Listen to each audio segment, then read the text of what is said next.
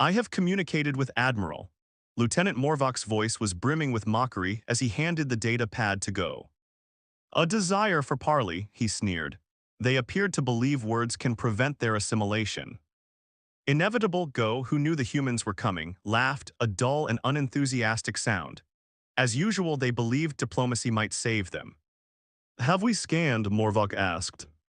Yes, sir, a junior officer replied. Minimum energy readings, no orbital platforms, no shielding grids, but kinetic signatures are the most intriguing.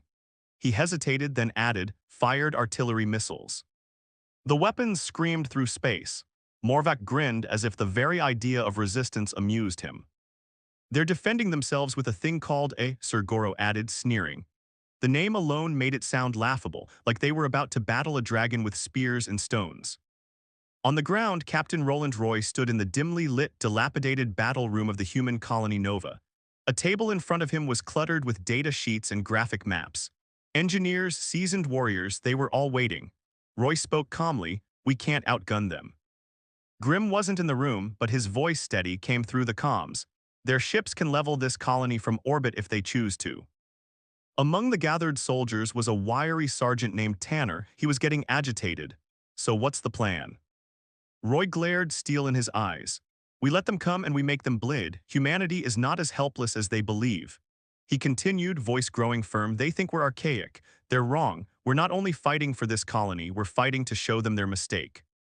The room fell silent. His words hung in the air like a thundercloud. Private Lucas Greer, youngest among them, newly transferred from Earth Defense Corps, stood still, fists clenched. He had grown up hearing stories of surrender and of victory against insurmountable odds. He would not be part of a retreat. What about the howitzer? He asked softly. Are the stories true? Roy gave a grim smile. Oh yes, the howitzer holds our hope. They haven't seen anything like it. By their standards, it's ancient, but its strength, it's beyond their comprehension. Aboard the Imperial ship Yogi Goff, Commander Goro briefed his senior officers. The humans' plea for peace was examined and rejected, he stated bluntly. To them, humans seemed gullible, weak. A hologram of Captain Roy flickered in front of them, steadfast, defiant, standing tall against insurmountable odds. The officers laughed, snickers echoed in the chamber. Commander Varric scoffed, he doesn't know his place.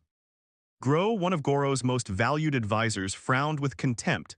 Prepare a detachment, he said. Let's land near their settlement and see how these primitives respond to the Empire's might. Hours later, the Empire's gleaming dropships breached the atmosphere of Nova. Light streaks illuminated the night sky as they descended, landing with mechanical precision just beyond the human settlement. Roy and his men were waiting. Imperial soldiers advanced in perfect formation, shining armor, energy rifles, lethal precision. Lieutenant Morvock stepped forward, smug and sure of himself.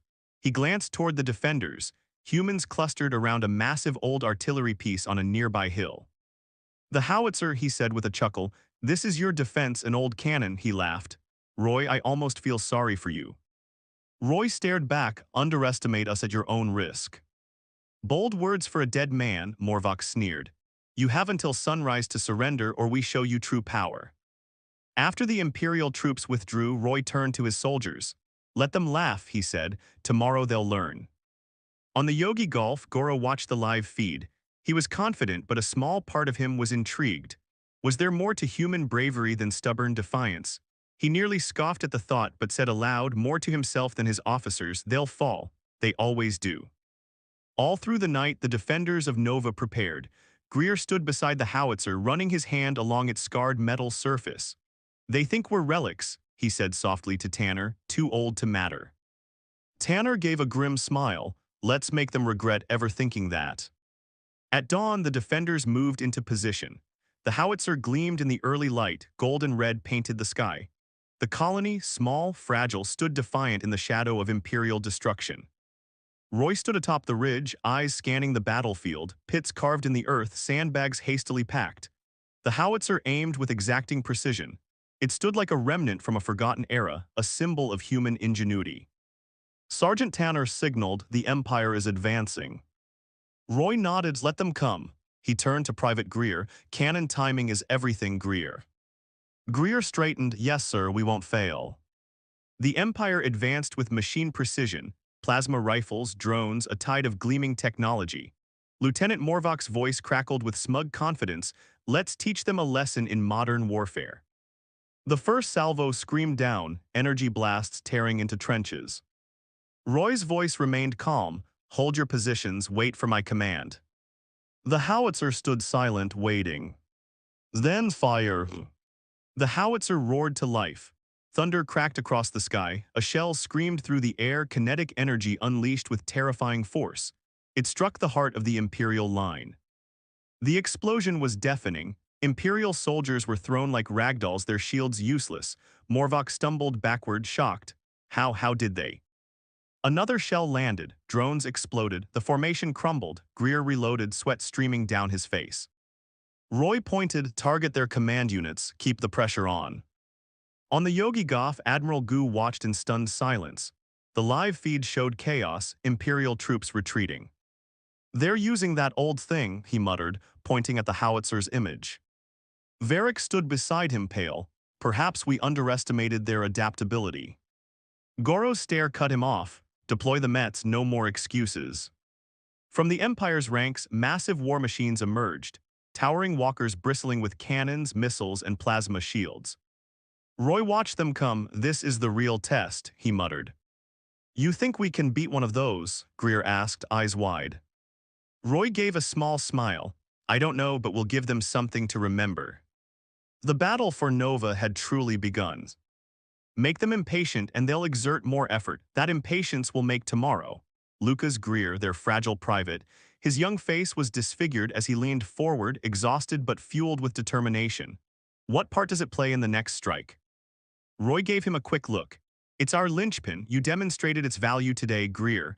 We'll go one step further with the Mets. Despite their toughness, they are vulnerable joints and, if possible, power cores. Tomorrow, their central unit, Unity, will disintegrate. Greer was scattered, hovering near the howitzer, tracing the chill soot with his hand.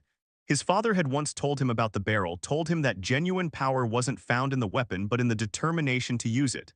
Now that lesson got him through his phobia, through fatigue. He was ready. He was aware the Empire's most vicious attack was coming. Goro stood in the command center of Yoga Golf, his mood a combustible combination of calculation and rage. A holographic representation of the humans replayed on the battlefield, the howitzer's unconventional defense, a relic because Imperial norms had disregarded all anticipation. The video demonstrated its deadly blows, each shot deliberate, not just targeting Empire troops but Goro's pride itself.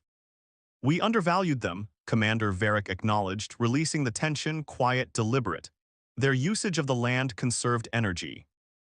Goro snapped at him, his crimson coat fluttering as he looked at his officers. Use the heavy Omega Division, attack drones, artillery Mets.